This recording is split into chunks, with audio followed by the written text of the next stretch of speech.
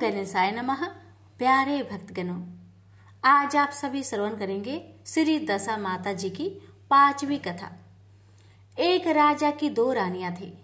राजा की प्यारी रानी को लक्ष्मी कहा जाता था। दूसरी रानी को रानी होने पर भी कुलक्ष्मी कहा जाता था। एक दिन लक्ष्मी रानी क्रोध होकर काठ की पाटा से मलिन कपड़े पहनकर कोप भवन में जा लेटी। राजा ने लक्ष्मी से पूछा, तुम कोप भवन में क्यों पड़ी हो? तुम क्या चाहती हो? रानी बोली, कुलक्ष्मी को देश निकाला दिया जाए। कुलक्ष्मी रानी थी, इसलिए उसे देश निकाला देने से राजा की बदनामी होने का डर था। इसलिए रानी को पीहर छोड़ आने की बात सोची गई। राजा ने पटरानी कुलक्ष्मी को एक रथ में सवार कराया और स्वयं घोड़े पर चढ़कर रथ के साथ चलने लगा। एक बीहर जंगल में पहुंचकर राजा ने रथ को रुकवाया। पालकी ढोने वाले को वहां से हट जाने को कहा गया। राजा रानी को उसी जंगल में छोड़कर घोड़े पर सवार होकर अपने महल में आ गया। कुलक्ष्मी की बात जो होते सारी रात बीत गई। रानी को प्यास लगी। वह रथ से उतरकर पानी की तलाश में चल दी। रानी ने आसपास पानी खोजा, परंतु उसे कोई जलाशय नहीं दिखाई दिया।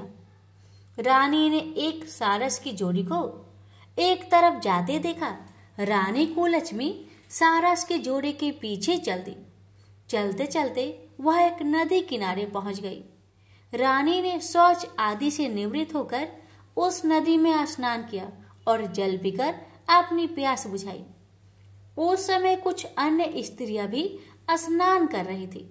स्नान करने के बाद उन स्त्रियों ने दशा माता के गंडे लिए। उनके पास एक गंडा बच गया। उन्होंने रानी से गंडा लेने का अनुरोध किया।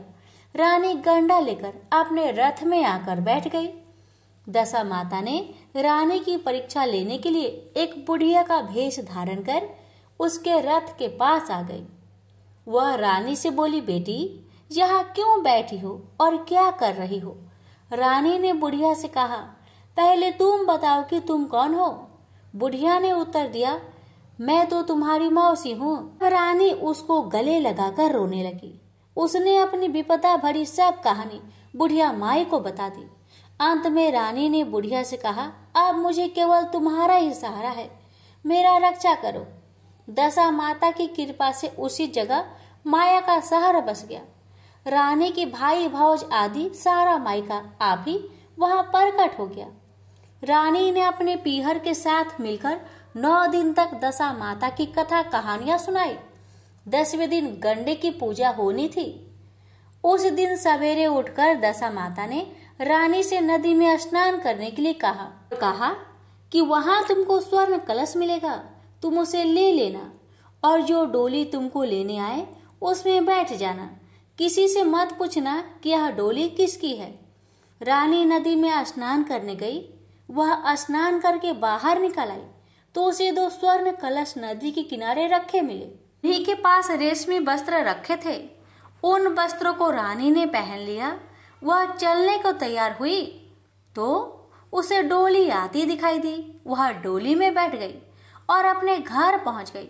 पहुंचकर उसने माया के परिवार की सब महिलाओं सहित दशा माता के गंडे की पूजा की, सुहागिनों को भोजन कराया और उसके बाद उसने पारण किया। अब रानी अपने पीहर में आनंद पूर्वक सबके साथ मिलजुल कर रहने लगी। इधर कुछ समय बाद राजा को रानी कुलक्ष्मी का ध्यान आया। जिस दिन से मैं रानी को जंगल में छोड़कर आया था, तब से उसका कोई समाचार नहीं मिला। राजा ऐसा सोच ही रहे थे कि क्यों न चलकर देखा जाए कि कुलक्ष्मी का क्या हाल है। मंत्रियों ने राजा को समझाया कि अब रानी से मिलना आपके लिए ठीक नहीं होगा, परंतु राजा ने मंत्रियों की बात पर कोई ध्यान नहीं दिया। वह घोड़े पर सवार होकर उसी स्थान पर पहुंचा जहां पर रानी को छोड़ आया था। राजा को यह देखकर बड़ा आश्चर्य हुआ कि यहाँ तो सघन वन था, परंतु अब यहाँ रमणीक बस्ती बसी हुई है। राजा ने लोगों से पूछा, यह कौन सी नगरी है? लोगों ने उसे बताया कि यह कुलक्ष्मी का नगर है। अब तो राजा के आश्चर्य का ठिकाना ना रहा। वह बार बार सोच रहा था कि क्या यह नगर मेरी पटरानी कुललक्ष्मी द्वारा बसाया गया है। राजा ने कुललक्ष्मी के महल के पास जाकर सूचना भिजवाई कि उनसे अमुक देश का राजा मिलना चाहता है। रानी ने राजा को पहचान कर मिलने से मना कर दिया, परंतु मौसी ने उसे समझाया कि हिंदुओं में तो पति को परमेश्वर माना जाता है। तुम्हें यह उचित है कि तुम यथाशक्ति उसका आदर सत्कार करो। मौसी के कहने पर रानी कुललक्ष्मी ने राजा को महल में बुलवाया। दोपहर को राजा को भोजन पर बुलवाया गया। राजा के साथ नाई भी था। रानी राजा और नाई को भोजन कराने लगी। पहली बार रानी ने नाई को पत्तल पर भोजन परोसा तो नाई ने रानी के पैर पर एक छींटा लगाया। रानी इस भेद को नहीं समझ सकी कि नाई ने उसके पैर पर रायते का छींटा क्यों मारा। रानी दूसरी बार पोशाक बदलकर फिर आई। राजा मन में सोचने लगा, यहाँ तो बहुत सी रानियां हैं, मैं अपनी रानी को कैसे पहचानूं? नाई बड़ा चतुर था। वह बोला, रानी तो एक ही है, परंतु वह पोशाक बदल बदल कर हमारे सामने आ रही है। राजा ने नाई से पूछा, तुम्हें कैसे पता चला कि रानी सब एक ही है? नाई बोला, मैंने उसके पैर पर रायते का छींटा मारा था। वह 3 बार कपड़े बदलकर हमारे सामने आई, परंतु वह छींटा उसके पैर पर 3 बार लगा था। अगले दिन रानी ने राजा को अपने महल में बुलवाया।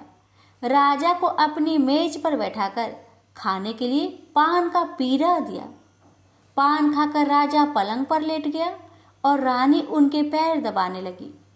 राजा ने रानी से अपने किए के लिए क्षमा मांगी और रानी से अपनी राजधानी चलने को कहा। रानी ने कहा, आप किस मुंह से मुझे चलने के लिए कह रहे हैं? आप तो मुझे जंगल में अकेला छोड़ कर गए थे। आप तो मेरी सौत के कहने पर आकर मेरा परित्याग कर चुके थे। यह तो मेरी मौसी का किया धरा है, उसी के कारण यह सब वैभव मुझे प्राप्त हुआ है, वरना आप तो मेरा सर्वनाश कर चुके थे। राजा ने रानी को बहुत समझाया। तब रानी बोली कि मैं केवल एक शर्त पर आपके साथ चल सकती हूँ। आप मेरी मौसी से वरदान मांगे कि वह यह नगरी आपकी राजधानी के पास पहुँचा दे, जिससे जब मेरा मन चाहे आपके पास रहूं और जब भी चाहे तो मौसी के दिए महल में चली जाऊं। मेरी मौसी बड़ी दयालु है, संभव है कि वह हमारी बात मान जाए। राजा ने दशा माता मौसी से प्रार्थना की। मौसी ने राजा की बात मानकर दोनों शहरों को पास पास स्थापित कर दिया, मानो एक दूसरे की ही भाग हो। राजा ने दशा माता की कृपा का फल जानकर शहर में ढिंडोरा पिटवाया। उसकी प्रजा दशा माता का पूजा किया करे। भगवती दशा माता ने जिस प्रकार कुललक्ष्मी पर दया करी, वैसे ही दया सब पर करना। प्रेम से बोलिए श्री दशा माता की जय।